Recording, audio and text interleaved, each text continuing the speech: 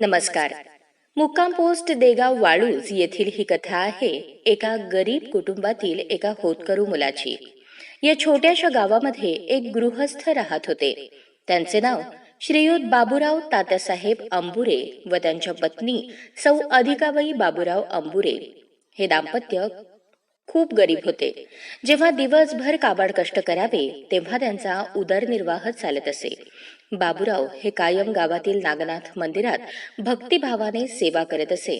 त्याप्रमाणे त्यांची दिनचर्या होत असे. त्यांच्या कुटुंबात 5 मुले आणि 3 मुली अशी कुटुंबातील सदस्यांची संख्या होती. जसजशी ही मुले मोठी होऊ लागली तसतशी आईबाबांसोबत काम करू लागली. ही सर्व भावंडे एकत्र मिळून काम करायची. या भावंडांमध्ये 2 नंबरचा मुलगा महादेव, त्यांचा जन्म 1949चा. इतर भावंडांपेक्षा हुशार, जिद्दी आणि आत्मविश्वासू होता, कारण त्यांना गरिबीची जाण होती.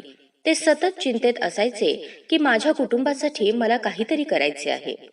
महादेव हे आईबाबांना आर्थिक मदत होईल म्हणून गावातील एका शेटजीकडे जनावरे आणि शेळ्या पालन करत असे.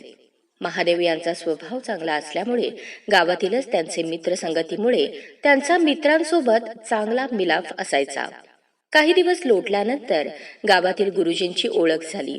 गुरुजींनी त्यांना विचारले, बाळा, तू शाळेत का येत नाही? तुला शिक्षणाची आवड आहे असं मला दिसून येत आहे.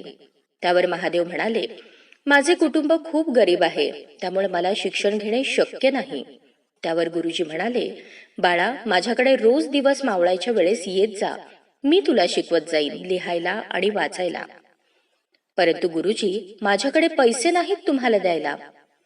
अरे बाळा, माझ्याकडे 2 शेळ्या आहेत, त्या रोज चरावयास नेत जा, बस एवढंच कर, मी तुला चांगलं शिक्षण देईन. अशा प्रकारे महादेव यांनी गुरुजींकडून बाराखडी आणि अक्षर ओळख शिकून घेतले. काही दिवसांनंतर महादेव यांच्या कानावर मिलिटरी भरती आहे असे पडले. महादेव यांनी मिलिटरीविषयी गावकऱ्यांकडून माहिती गोळा केली आणि त्यांच्या मनात देशसेवेविषयी कुतूहल निर्माण झाले. एके दिवशी महादेव आपल्या गावातल्या चावडीवर बसले असता त्यांच्या मनात विचार येऊ लागले. आपले कुटुंब तर खूप गरीब आहे.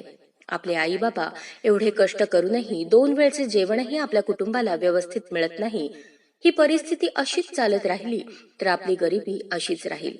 मग महादेव यांनी मिलिटरीमध्ये भरती व्हायचं ठरवलं आणि त्याच दिवशी त्यांच्या मित्राने सांगितलं की पंढरपूर येथे मिलिटरी भरती चालू आहे.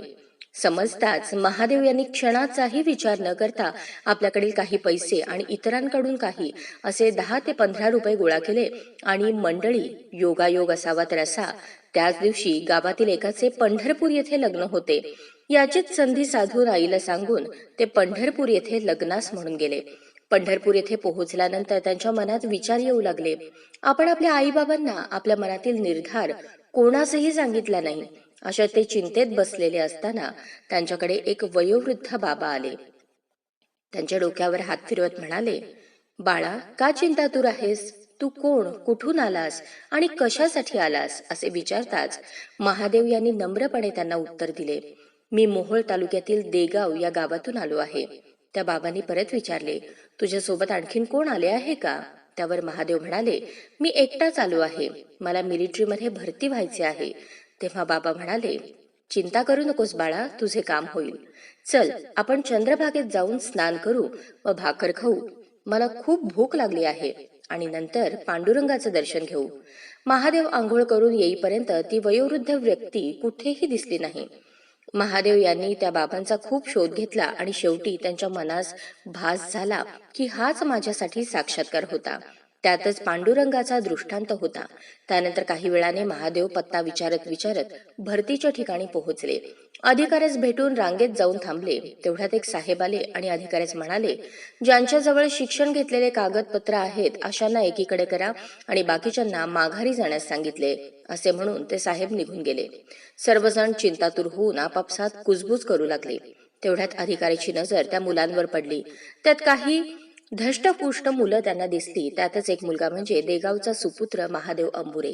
लगेचच त्या अधिकाऱ्याने त्यातील निवडक मुले घेऊन त्याच संध्याकाळी सर्व मुलांना एकत्रित करून मिलिटरीच्या गाडीत आपापल्या नावाचे कागदपत्र देऊन त्यांना रेल्वेत बसवले आणि बेळगावला घेऊन गेले.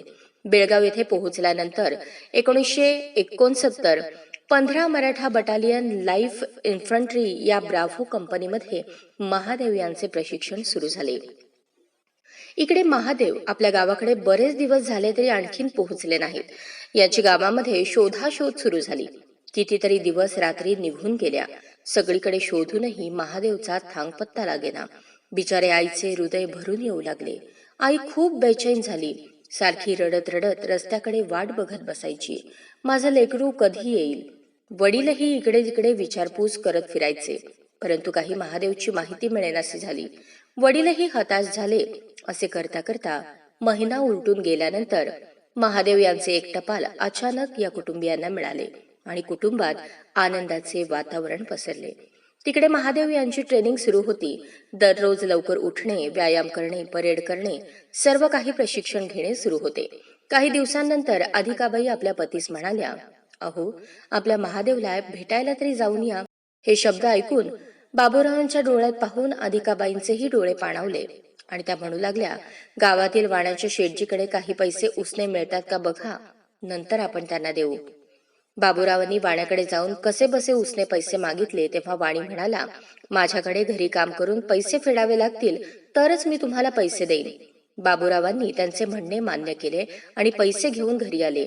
घरी येताच अधिकाबाईंनी लगेच विचारले, पैसे मिळाले का?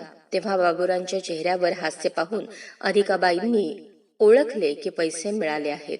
लगेचच अधिकाबाईंच्या बहिणीने महादेवकडे जाण्याची तयारी केली. बाबूरावांना 20 ते 25 भाकरी, चटणी, हिरव्या मिरचीचा ठेचा हे सर्व साहित्य एका गाठोड्यात बांधून दिले आणि बाबूराव निघाले आपल्या मुलाला भेटायला. बेळगावला पोहोचताच पत्ता विचारत विचारत कॅम्पच्या गेटवर आले. तिथे त्यांनी विचारले, साहेब, माझ्या पोराला भेटायचे आहे. त्यावर साहेब म्हणाले, अहो बाबा, आपण कोण, कुठून आलात?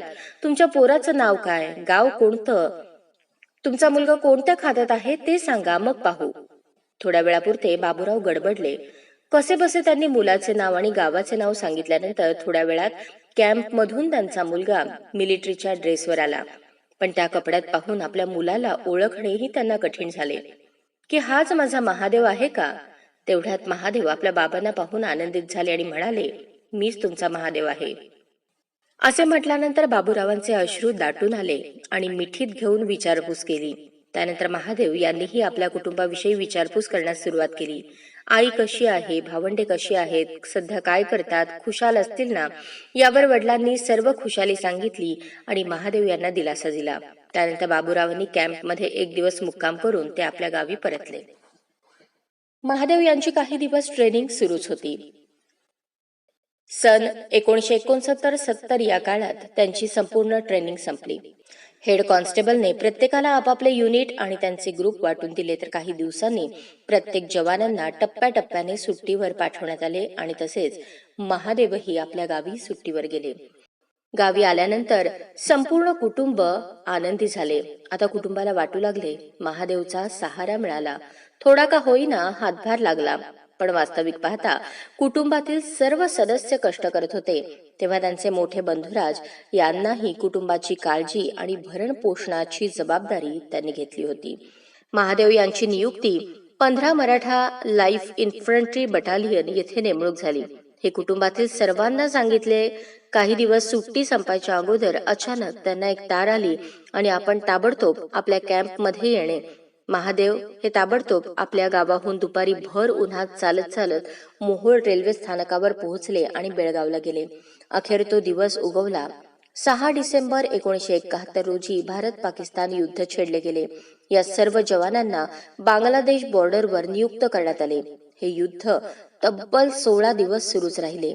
युद्धाच्या बिकट आणि कठीण परिस्थितीमध्ये जिद्द, हिम्मत आणि आपल्या भारत मातेविषयी प्रेम असलेले हे सर्व जवान मिळून हिम्मत न हारता आपल्या बटालियन मित्रांसोबत आपल्या अधिकाऱ्यांच्या आदेशानुसार संपूर्ण लढाई पार पाडली आणि भारताचा विजय झाला. तेव्हापासून 6 डिसेंबर हा आपला विजय दिवस म्हणून भारत देशात साजरा केला जातो. बोला छत्रपती शिवाजी महाराज की जय. बुर्ज बटालियनचा विजय असो. अशा प्रकारे लढाई जिंकल्यानंतर काही दिवसांनी 1973 ते 1975 मध्ये महादेव यांची नेपाळ येथे बदली झाली. या ठिकाणी रुजू होऊन तेथील कामकाज पाहिले. 1976ला हैदराबाद, सिकंदराबाद येथील कॅम्पमध्ये पाठवण्यात आले. त्यानंतर बऱ्याच दिवसांनी महादेव यांना सुट्टीवर पाठवण्यात आले. महादेव आपल्या देगाव या गावी आल्यानंतर आई वडिलांनी त्यांचे लग्न करण्याचे ठरवले. शेजारील नरखेड या गावी जाऊन सोयरीक ठरवली. तिथे रामचंद्र मोठे आणि त्यांची कन्या पार्वती यांच्याशी 16 मे 1976ला त्यांचा विवाह पार पडला. लग्नानंतर महादेव यांनी वरिष्ठांची परवानगी घेऊन त्यांनी आपल्या पत्नीला सोबत घेऊन हैदराबाद येथील क्वार्टर्समध्ये राहण्यास गेले. मिलिटरीमधील कडक शिस्तीचे पालन करत पार्वतीबाईंनी अशा परिस्थितीत महादेव यांना साथ दिली. अखेर 1978ला त्यांना पहिले अपत्य झाले. काही दिवसांनी त्यांची बदली 1980ला जम्मू काश्मीर येथे झाली. महादेव यांनी आपल्या पत्नीला आणि मुलाला घेऊन देगाव सोडून जम्मू काश्मीर येथील ड्युटी संपवून ते आपल्या गावी परत आल्यानंतर 1981ला त्यांना दुसरे अपत्य झाले. नंतर पुढे काही दिवसांनी सन 1982 ते 1983ला महादेव यांची बदली राजस्थान नशिराबाद येथे झाली. याच दरम्यान त्यांना तिसरे अपत्य झाले. सन 1984 सालापर्यंत नशिराबाद येथे आपल्या युनिटमध्ये राहून त्यांनी देशसेवा केली. अशा तऱ्हेने त्यांनी जीवनाची वाटचाल करत करत अखेर ऑगस्ट 1984ला ते या 15 मराठा बटालियन लाईफ इन्फंट्री या खात्यातून माईक या पदावरून निवृत्त झाले आणि आपल्या मूळ देगाव या गावी परत आले आणि आपल्या आई, वडील, भावंडे या सर्व कुटुंबांसह 1 वर्ष देगाव येथे राहिले. आता पुढे काय करायचे असा प्रश्न महादेव यांच्या मनात येऊ लागल्यानंतर ते सोलापूर येथे नोकरीच्या शोधात फिरू लागल्यानंतर भैया चौक स्टेशन रोड लगत नर्सिंग गिरजी मिल ही सरकारी असल्याचे समजले. त्या मिलमध्ये ते जॉईन झाले. त्यांना महिन्याला 800 ते 1000 रुपये पगारावर आपल्या कुटुंबाचा उदरनिर्वाह चालवत त्यांनी आपल्या लेकरांना शिक्षण दिले. आता कुठे परिस्थितीला थोडाफार आधार मिळाला. सन 1985 ते 2002 सालापर्यंत ही मिल चालू राहिली आणि याच काळात ही मिल बंद पडली. महादेव यांना पुन्हा प्रश्न पडला, आता पुढे काय करायचे?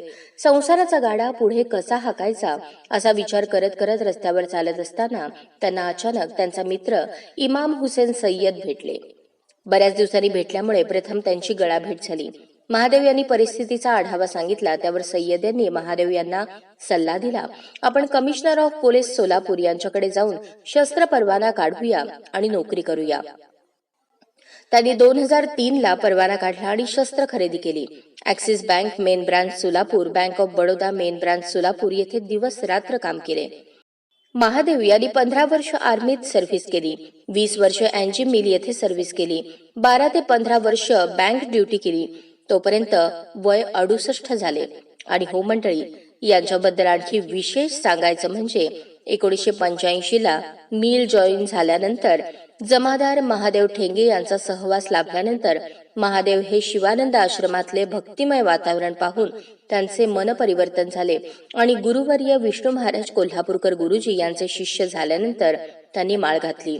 पुढे महादेव आणि ठेंगे महाराज यांच्या सहवासात राहून महादेव यांनी 9 वर्ष आपेगाव, संभाजीनगर ते पंढरपूर वारी केली. लोकांना त्यांच्याविषयी विशेष वाटू लागले. नाचू कीर्तनाचे रंगी, ज्ञानदीप लावू जगी. मिलिटरी करून आलेली व्यक्ती आज सांप्रदायिकतेमध्ये रमली आहे, हे विशेष. तर मंडळी, सांगायचं तात्पर्य म्हणजे अशा प्रकारे महादेव यांनी जीवनाची कसरत करत करत आपल्या कुटुंबाची आणि नोकरीतीलही जबाबदारी मनःपूर्वक पार पाडली. आज ते सध्या वयाची 75 पूर्ण करत आहेत. त्यांच्या कुटुंबात त्यांची पत्नी, 3 मुले, 3 सुना, 6 नातवंडे असा त्यांचा परिवार सहकुशल आणि आनंदी आहेत. तर मंडळी, आता यावर काय व्यथा आणि काय कथा सांगणार? हा त्यांचा जीवनाचा प्रवास. म्हणूनच मंडळी, मला असे वाटते की या आदर्श पुरुषाचा जीवन प्रवाह असे म्हणावेसे वाटते. असा होता या देगाव गावातील एका गोरगरीब कुटुंबातील एका होतकरू मुलाचा जीवन प्रवास. अर्थात Naik Mahadev Baburao Ambure, 15 Maratha battalion light infantry बुर्ज. जय हिंद, जय भारत, जय महाराष्ट्र. बोला छत्रपती शिवाजी महाराज की जय. बुर्ज बटालियनचा विजय असो. धन्यवाद.